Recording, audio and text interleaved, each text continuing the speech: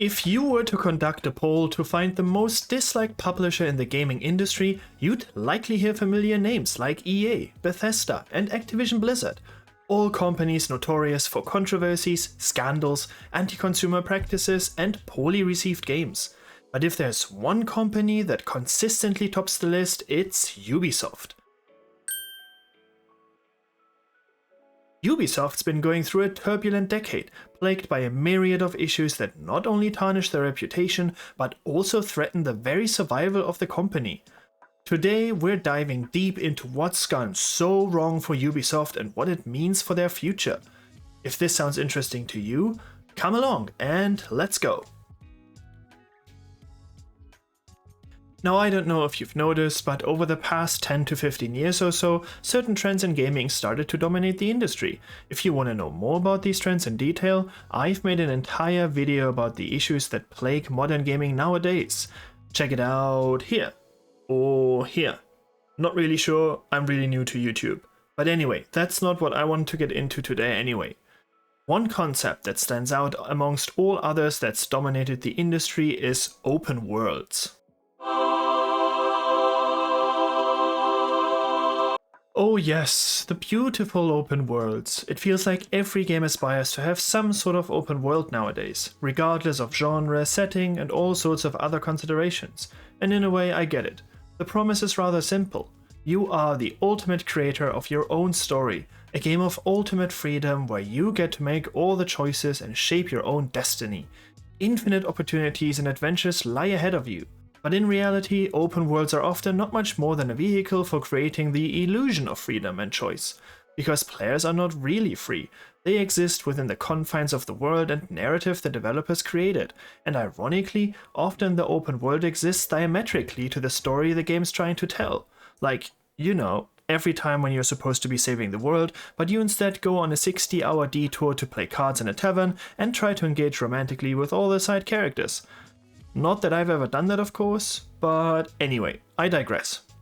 What I'm getting at is that open worlds have become little more than a buzzword, often used to market a game regardless of whether it truly benefits the gameplay experience. Too often these expansive worlds are empty and shallow, losing sight of what truly captivates players, a coherent and compelling story. Now imagine layering on top of that a heap of microtransactions, a slew of bugs, poorly written dialogue, and flat characters. What do you get? A colossal modern mess that leaves you wondering, what the hell even is this? And no one has mastered the art of creating this particular type of game in recent years quite like my good old friend Ubisoft. And you see, Ubisoft has a big problem. Their games just don't hit the mark anymore as they used to. The company has unintentionally become a somewhat of an online meme. When people hear Ubisoft nowadays, they rarely think of a competent, innovative publisher. Instead they think, meh, pretty graphics, and that's why it ends. This company is now synonymous with corporate greed, terrible storytelling, flat characters and dialogue.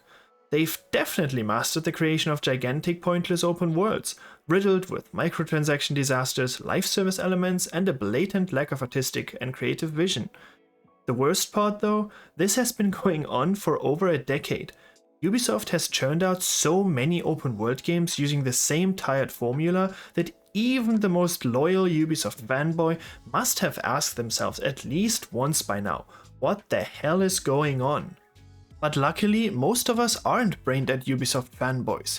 In fact, it seems that most people aren't falling for these games like they used to anymore, much to the annoyance and detriment of Ubisoft and its decision makers. And that's become a massive problem for them, because this is more or less the only thing they do, or can do nowadays, and they're really not that good at it. So today I want to take you fine people of culture on a trip through history to explore what the happened to Ubisoft. When and how did things go so wrong?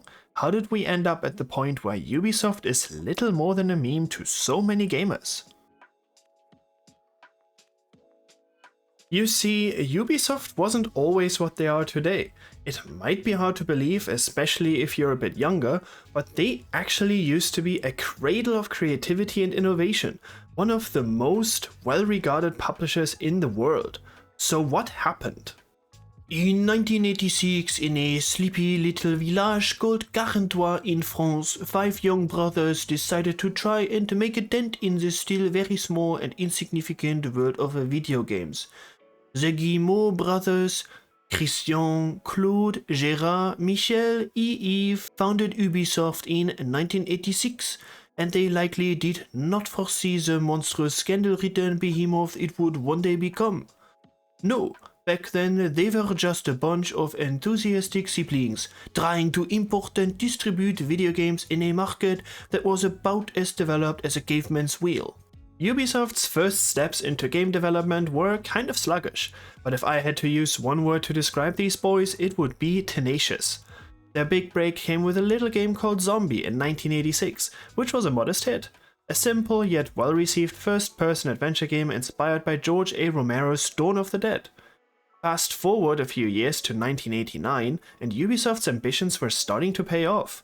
Their big leap into the gaming elite was spearheaded by no other than Rayman, the colorful platformer featuring their strange limbless hero, who we are all too familiar with today, which launched in 1995. Rayman quickly became a household name and one of Ubisoft's most beloved franchises. But of course, Ubisoft and our Guillemot squad didn't stop there. The late 90s saw the emergence of Tom Clancy's Rainbow Six, a tactical shooter that wasn't just about running and gunning, but required strategy and precision. This game was a big step forward, as it laid the groundwork for a whole sub-genre of tactical shooters, and expanded Ubisoft's reach into the American market for the first time ever.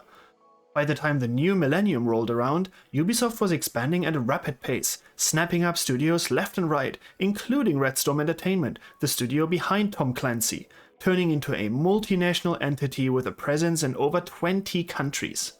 Their most significant leap, however, came with the release of Prince of Persia: The Sands of Time in 2003. The game wasn't just a commercial success, it was a critical darling, praised for its innovative gameplay mechanics and rich storytelling. This was the game that catapulted Ubisoft to the top, and turned them into a real modern entertainment powerhouse, churning out hit after hit and setting new benchmarks for quality and creativity in gaming. And here I was, growing up with this amazing company. In 2003, I was just 11 years old, and one of the first games I ever played was Rayman on my Game Boy Color. That year I also got my first ever PC for Christmas, and the game that my parents had bought with it was, have a guess, that's right, Prince of Persia: The Sands of Time, a freaking awesome game. Although most of you are probably familiar with the Prince of Persia franchise, the number one game that usually comes to most people's mind when they think of the old Ubisoft is Assassin's Creed.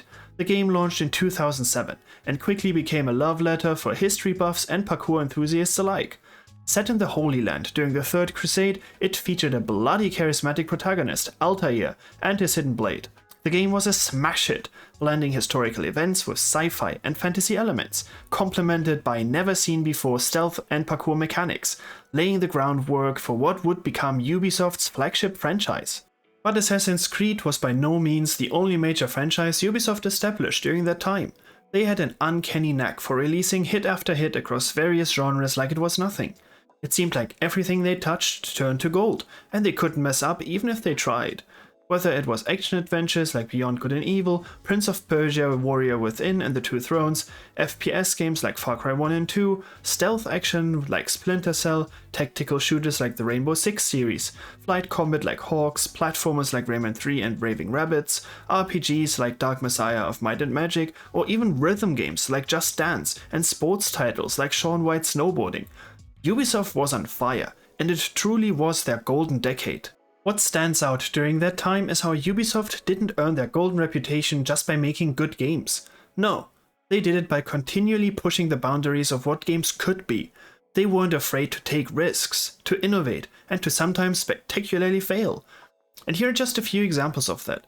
Take Prince of Persia: The Sands of Time, which introduced the groundbreaking rewind feature, a mechanic that allowed players to reverse time, essentially giving you a do-over if you misjudged a jump or got sliced in half by a trap.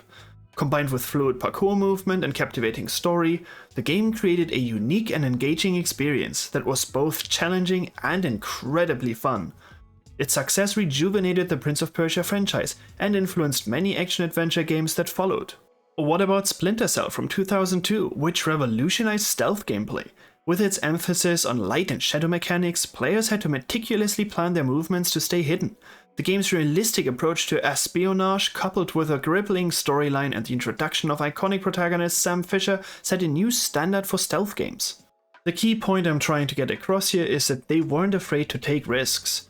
They were bold in their approach and didn't shy away from trying new stuff. The best example of that was Beyond Good and Evil. The game was a crazy mix of action-adventure, puzzle-solving, RPG and stealth elements, paired with a great story and a hefty amount of humor and extremely recognizable and memorable characters. While Beyond Good and Evil may not have been a commercial success at the time, it sure became a cult classic due to its rich narrative and unique blend of gameplay elements. In combination with its strong storyline and fantastic humor, the game provided depth and emotional engagement that resonated with players long after they finished the game. This is also why Beyond Good and Evil 2 is still one of the most anticipated games today, even though it has been stuck in development hell for well over 10 years now. But as we all know, unfortunately, this isn't really anything new or unusual in modern gaming.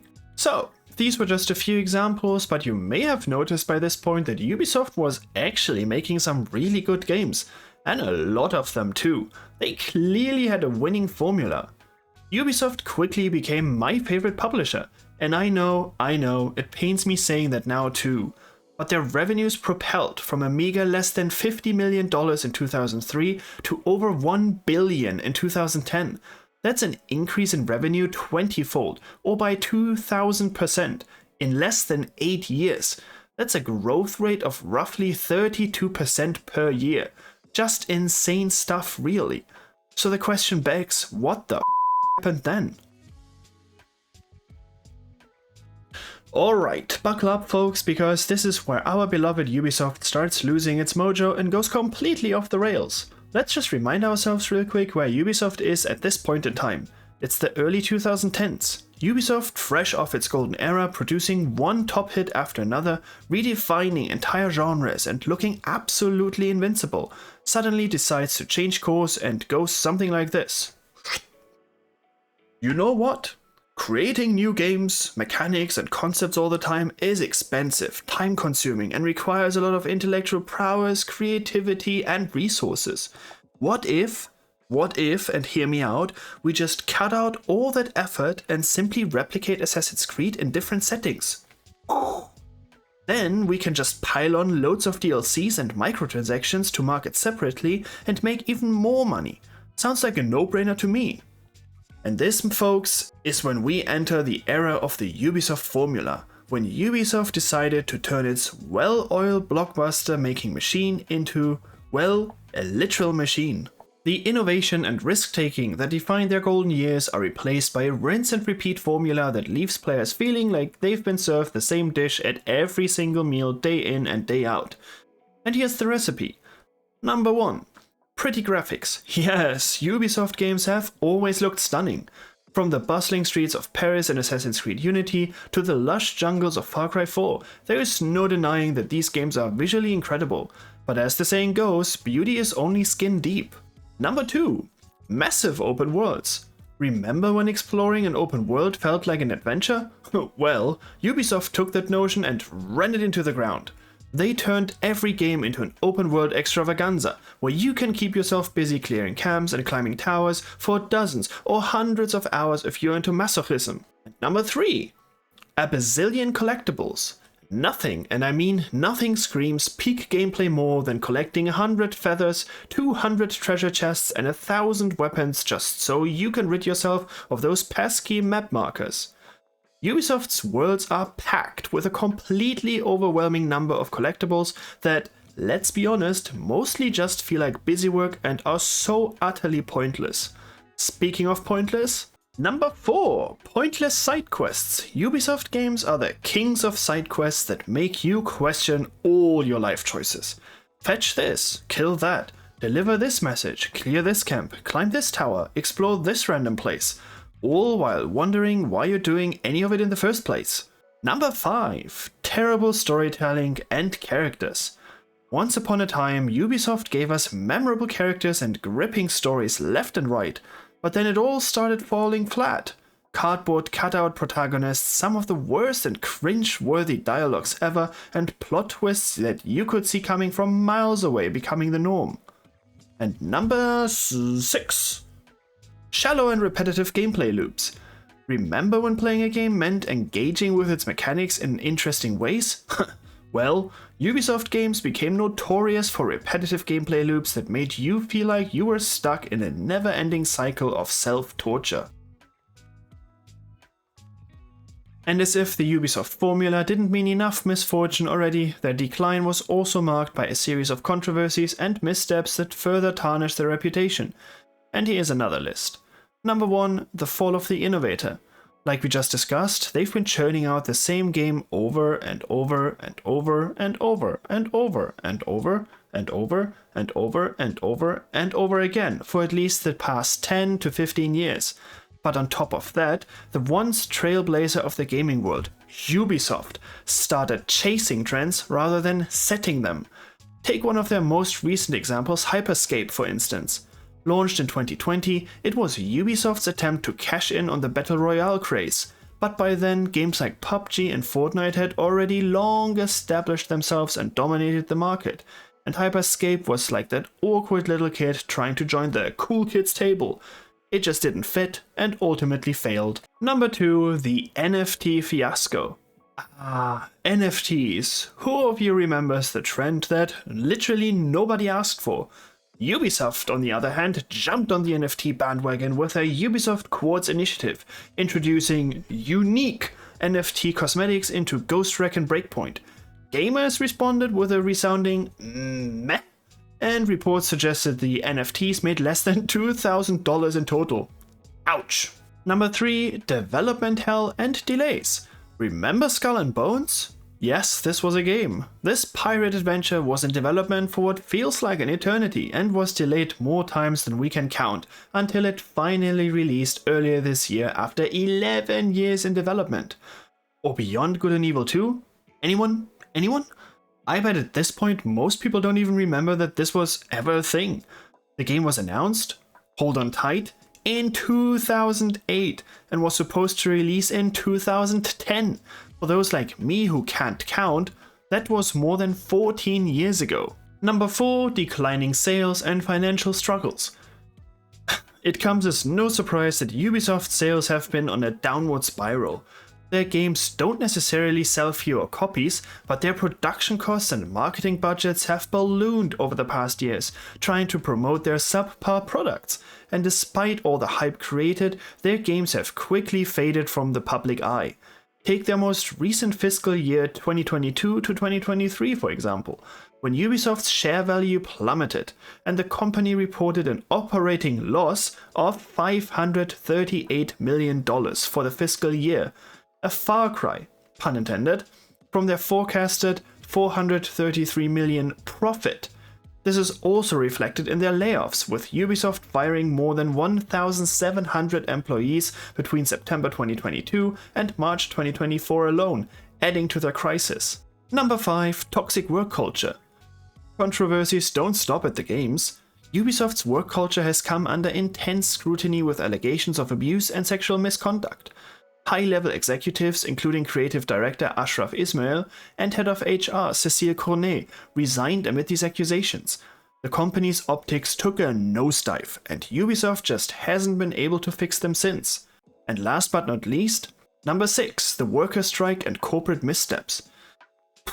As if things haven't already been bad enough, Ubisoft Paris faced a worker strike after Guillemot's infamous "the ball is in your court" email. The workers' union, Solidaire Informatique, clapped back with "the ball is in our court, but the money stays in his pockets." It was a mic drop moment that highlighted the growing disconnect between Ubisoft's leadership and its workforce. So with all of that said, in the end, Ubisoft's decline wasn't just about bad games, a lack of creative vision, corporate hubris, or poor financial decisions. It was a perfect mix of a bunch of factors: repetitive game design, failed trend chasing, a general lack of creativity and innovation, a toxic workplace culture, and a leadership team seemingly completely out of touch with reality. A company that once defined an entire era of gaming falling so far from grace. And as we look to the future, the question remains, can Ubisoft ever reclaim its former glory? Despite their various attempts to correct course, Ubisoft has continued to face significant challenges in recent years. The company has been embroiled in a myriad of issues that have compounded their troubles, reflecting deep-seated problems within their corporate culture, innovation strategies, and ability to compete effectively in an ever-increasingly competitive and unforgiving gaming market. Their reputation is in shambles, and Ubisoft seems to lack the ability to pull themselves out of this gaping hole. As we discussed, one of the most glaring issues plaguing Ubisoft has been its toxic work environment. Reports of harassment, abuse, and a generally hostile workplace have surfaced repeatedly over the years. High-profile resignations, such as those of Ashraf Ismail and Cécile Cornet, underscore the severity of this problem. Despite public commitments to reform, Ubisoft's progress has been slow and perceived by many as simply insufficient. The failure to meaningfully, sincerely, and above all honestly address these issues has had lasting and potentially irreversible repercussions. Employee morale is at a historical low, productivity is down, and the company's public image is in the gutter. Continuous reports and testimonials from current and former employees indicate that the cultural issues at Ubisoft are deeply entrenched and resistant to change. Ubisoft's continuous struggle to innovate is another major challenge. While they continue to release games, the lack of meaningful innovation has been a critical point of criticism. The repetitive nature of their game formula, relying heavily on the same open-world structures and gameplay mechanics, has led to player fatigue. This approach, which may have worked well a decade ago, now feels outdated and uninspiring. We've seen it with the utter failure of Skull and Bones, and it looks like the upcoming Star Wars Outlaws won't be any different either. The first true open-world Star Wars game in history.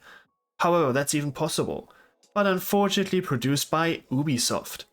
I was really hyped when I heard the first rumors about an open-world Star Wars game a few years back, but the second I found out it was going to be published by Ubisoft, all my excitement went away.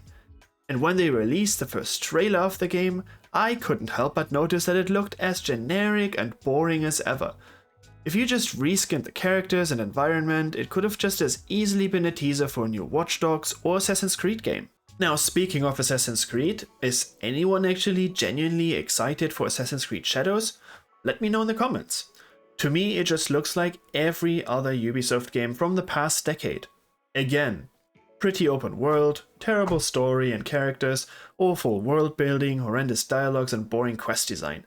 And before the game has even released, Ubisoft involuntarily opened up another front with the controversy surrounding Yasuke's character, to the point where Japanese fans have raised a petition to completely cancel the game, which currently sits at well over 100,000 signatures. Now, it's just a petition, and I doubt this will do anything to stop the release of the game, but the controversies and negativity towards the game before release already seem like a good indicator as to how poorly this game might get received upon its arrival. It doesn't help either that Ubisoft once again is late to the party. We've already had plenty of awesome games set in medieval Japan, like Sekiro, Nioh 1 and 2, or Ghost of Tsushima. I honestly doubt that Assassin's Creed Shadows will do much in terms of helping Ubisoft get back up on its feet. I personally actually foreshadow another rather bleak release and further decline. In a market that has seen tremendous evolution, Ubisoft has found it difficult to keep up with its competitors. Ubisoft's offerings have often been seen as formulaic and less compelling. The company's attempt to adapt to new trends, such as the rise of live service games and the integration of microtransactions, has overwhelmingly been met with negative feedback, anger, and even ridicule at times. These efforts have alienated their core audience even more without being able to attract a substantial new player base. They've also faced fierce competition from companies that have excelled in creating strong narratives and character-driven experiences, filling the gap that Ubisoft has created themselves, and what ironically used to be their core strength. Studios like Naughty Dog and CD Projekt Red have set high bars with games such as The Last of Us and The Witcher 3, which are praised for their storytelling, character development, and emotional depth. Ubisoft's recent titles, on the other hand, have struggled to deliver compelling narratives and memorable characters. The stories in games like Far Cry 6 and Watch Dogs Legion have been criticized for being shallow and uninspired. It also hasn't helped that Ubisoft's attempts to chase down new trends have often felt forced and out of touch. Their attempt at taking over the Battle Royale genre with Hyperscape was a notable failure, as the game failed to gain traction in a market dominated by Fortnite and Apex Legends. Similarly, their venture into NFTs with Ubisoft's Quartz was met with ridicule and backlash, as players saw it as a transparent cash grab rather than a meaningful innovation. In summary, Ubisoft seems to have lost touch with what made them successful initially: innovation, boundary pushing and genre-defining creativity. Instead, they have settled into a pattern of releasing generic and progressively less interesting open-world games. This lack of innovation, combined with failed attempts to jump on industry trends, has alienated their core audience without attracting a substantial new player base. If Ubisoft is to reclaim its position as a leader in gaming, it will need to rediscover its original identity and commitment to groundbreaking creativity. Despite the myriad challenges and controversies Ubisoft has faced in recent years, it would be unfair to completely dismiss the various attempts that they have taken to try and better themselves. The company has actively pursued a number of strategies to restore its reputation and regain the trust of its community and stakeholders. That being said, it remains questionable how much of their efforts are actually and genuinely aimed at bettering themselves, and how much of it is more about public perception and image polishing. So let's look at some of their initiatives in a bit more detail. Ubisoft has made significant moves to reform its corporate culture, acknowledging the need for a safer and more inclusive workplace. This includes leadership changes. The company has appointed new executives in key roles, aiming to bring fresh perspectives and enforce ethical standards. For instance, Annika Grant was hired as the Chief People Officer to drive change in HR practices in 2021. Following the series of abuses that had shocked the company and the wider industry. Celebrated for championing the complete transformation and overhaul of Ubisoft's human resources and talent management to create a, quote, safe and respectful and inclusive working environment in which all Ubisoft team members can thrive and realize their full potential, it turns out she is already leaving just a couple years later. Although it does sound nice on paper, I'll leave it up to your imagination how much one person can actually achieve in less than 3 years, trying to turn around practices that have been festering for decades.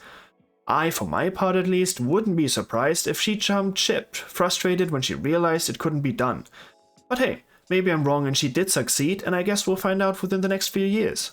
One good thing that came from Grant's time at Ubisoft for sure was the implementation of new reporting mechanisms, whereby Ubisoft has enhanced its reporting systems to ensure that employees can safely and anonymously report misconduct.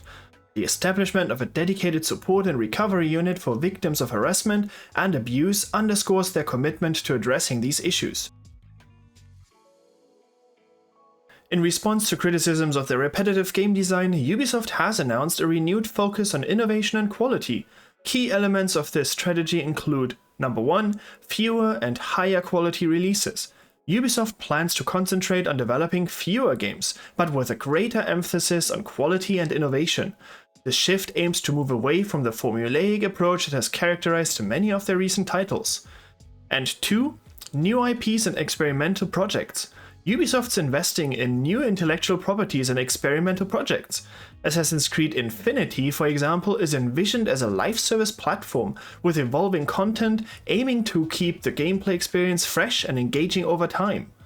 And number 3, high-profile collaborations. Projects like Avatar, Frontiers of Pandora, and Star Wars Outlaws represent Ubisoft's attempt to leverage popular franchises to create unique gaming experiences. These collaborations are intended to attract new audiences and demonstrate Ubisoft's capability to handle big beloved IPs. Recognizing the importance of player feedback and community trust, Ubisoft has ramped up efforts to engage more directly with its audience, for once through digital showcases. The Ubisoft Forward events have become a cornerstone of their communication strategy, providing a platform to unveil new projects and updates directly to the community. These events aim to increase transparency and build excitement around upcoming releases. Social media interaction. Ubisoft has enhanced its presence on social media and gaming forums, actively seeking to understand player concerns and gather feedback. This increased interaction helps the company stay attuned to the community sentiments and respond more effectively. And lastly, community programs. Initiatives such as the Ubisoft Star Player program reward and recognize dedicated fans, fostering a sense of loyalty and appreciation among the player base. This program encourages positive engagement and helps build a supportive community around Ubisoft's games. Although all these initiatives were long overdue and sound promising, it remains to be seen what, if any, impact they will actually have as time goes on.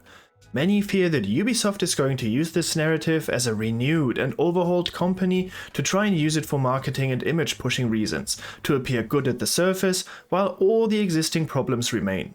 But I suppose only time will tell. Personally, I struggle to believe anything Ubisoft says nowadays, simply because they have discredited themselves over so many years. Their remarks on changing their game development strategy towards fewer and higher quality releases seem to be more of a marketing ploy than a genuine commitment to improvement. For example, take Assassin's Creed Mirage. Ubisoft marketed this game as a back to the roots experience, promising a return to the series' early days of stealth-focused gameplay and rich storytelling. However, despite these claims, the game felt like a low-effort attempt to win back nostalgic fans. While Mirage did scale back on some elements, such as offering a smaller world and shorter playtime, it failed to recapture the magic of the original Assassin's Creed titles. The characters lacked depth, the narrative was far from captivating, and the mission design was as uninspired as ever. This approach seems more like a cost-saving measure rather than a genuine effort to enhance the quality of their games. Similarly, Ubisoft's upcoming Star Wars Outlaws is being touted as the first ever open-world Star Wars game. However, given Ubisoft's track record, it's hard to muster any real excitement. The fear is that it will follow the same formulaic design of their other open-world titles. These grand promises of change seem like desperate attempts to lure players back, but without substantive evidence of actual improvement, they come across as hollow and disingenuous. In case you hadn't noticed, my relationship with Ubisoft is a bit of a love-hate rollercoaster. It's one of those toxic ones where one side keeps promising change, only to disappoint every single time. This is exactly how I feel about Ubisoft. After 20 years of history with this company, it's disheartening to see how far they've fallen. My excitement for new releases has hit an all-time low, replaced by cynicism and ridicule. Their games are bland, hollow, and lack any semblance of creativity or innovation.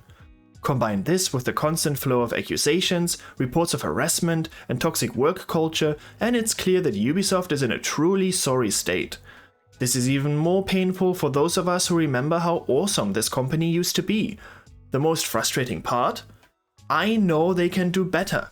They have the resources, they have the talent, and the experience, so why the can't they deliver anything good anymore? It makes me want to rip out my hair when they announce Star Wars Outlaws as some groundbreaking, massive step forward. The first ever open world Star Wars game? Wow! So innovative. Not. Instead of wasting money on expensive IPs and creating yet another boring open world, how about addressing why nobody likes your shit anymore? It's not about the lack of big IPs or pretty graphics. Your games suck because of deeply rooted issues in your development process that have been around for over a decade now. Slapping the Star Wars label on it might boost some sales, but it doesn't change the fact that your games are terrible. This is why I struggle to take them seriously when they claim they're trying to better themselves. It's always just words, marketing, PR bullshit. They're tinkering around the edges instead of addressing the core issues, shallow plots, uninspired characters, lackluster storylines, boring gameplay, and terrible dialogue. This is what they need to fix. They need to rediscover what made them successful: innovation, a coherent vision, and creating genre-defining games. And what do we get instead? The 15th Assassin's Creed with Shadows, which has already fallen flat. Their big selling point? You choose your path. Brute force with Sasuke or stealth with Naoe. Really? An Assassin's Creed game about brute force? It's another insult to their customer base. How dumb do they think we are? It's not about choice. It's about not pissing off either their old audience who still remembers when Assassin's Creed used to be about stealth and, well, being an assassin, and their new audience that is mainly used to the RPG and combat-heavy modernity of Origins, Odyssey, and Valhalla. Nothing genuine here, just another pathetic attempt at pandering to everyone and satisfying no one. Ubisoft, please. I've known you for a long time. You've given me some of my all-time favorite games. Yes, you've strayed off your path, but I know you can do better. You have everything you need to make great games and succeed. Pull your head out of your corporate ass and just do it. We want you to succeed, but we are so tired of the same bad game over and over, year after year. You are better than this. Real change is needed, not just for public perception, but for your company's long-term success. Stop virtue signaling, refocus on what made you great, and you will be loved again. While they of course have made some attempts to address their internal issues and scandals by improving their work culture, it remains to be seen if these changes are profound enough to foster a truly positive environment, or if they will revert back to their old toxic habits. The sad reality remains that they haven't genuinely tackled the core problems with their games. Recent titles like Assassin's Creed Mirage show some signs of change, but they often feel like marketing ploys rather than sincere attempts to address fan concerns. One thing seems for sure though. Without significant changes, I fear Ubisoft risks continuing its decline. And while their name and big franchises still command some level of respect and have millions of fans around the world, it seems inevitable that they must make significant and substantial changes if they want to turn things around and go from being an internet meme back to being a serious and well-respected competitor in the industry. And with that, I want to say thank you so much for watching. If you want to see more content like this, hit the subscribe button and ring the bell for updates. Share your thoughts in the comments below. What do you think about Ubisoft, its games, and where they are headed? If you want to learn more about the problems of modern gaming and why Ubisoft is not alone in their struggles, click the video, I don't know, here, or check the description box for more. Thank you, cheers, see you next time, and peace out.